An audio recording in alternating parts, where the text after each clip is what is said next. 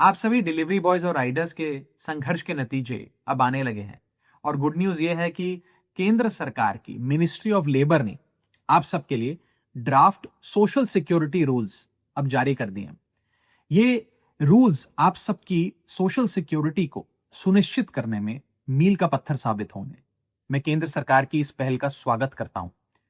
और ये सिर्फ इसलिए नहीं हुआ क्योंकि बतौर सांसद मैंने आपका मुद्दा संसद में उठाया।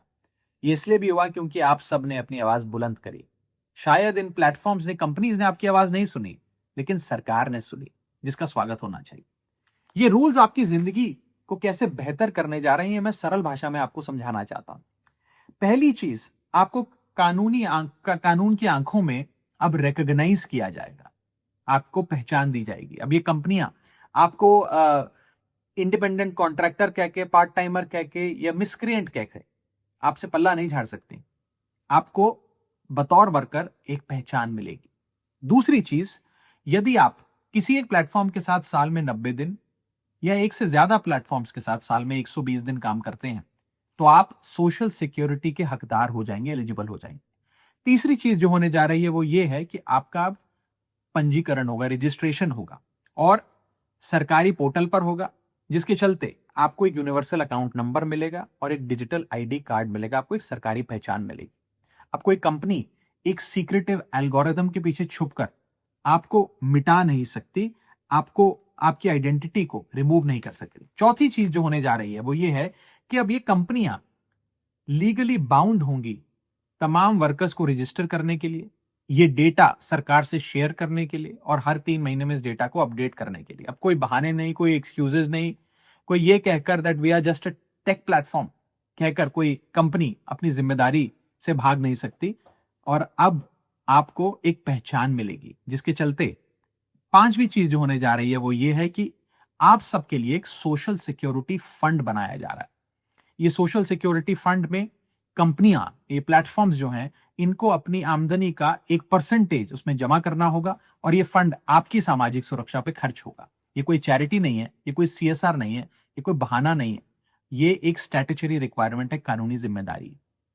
और छठी और आखिरी चीज जो होने जा रही है वो ये है कि आप सबके लिए एक नेशनल सोशल सिक्योरिटी बोर्ड बनने जा रहा है, जो आपके वेलफेयर के लिए, कल्याण के लिए स्कीम्स बनाएगा, आपकी परेशानियां सुनेगा और एक एक्सपर्ट कमेटी इन तमाम चीजों पर अध्ययन करेगी।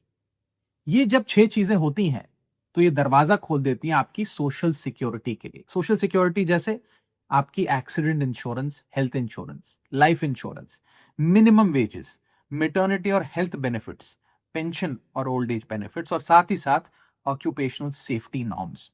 यानी कि आप सबको अब एक इंस्टीट्यूशनल रिकॉग्निशन मिलने जा रहा है।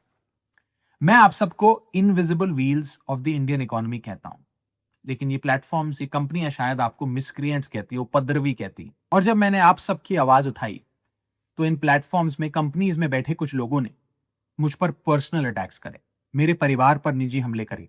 मैं कहना चाहता हूं कि मैं इन हमलों से डरकर भागने वाला नहीं हूं। मैं अंतिम सांस तक गिग वर्कर्स के अधिकार की लड़ाई को लड़ूंगा। I am pro business, I am pro industry, but I am not pro exploitation.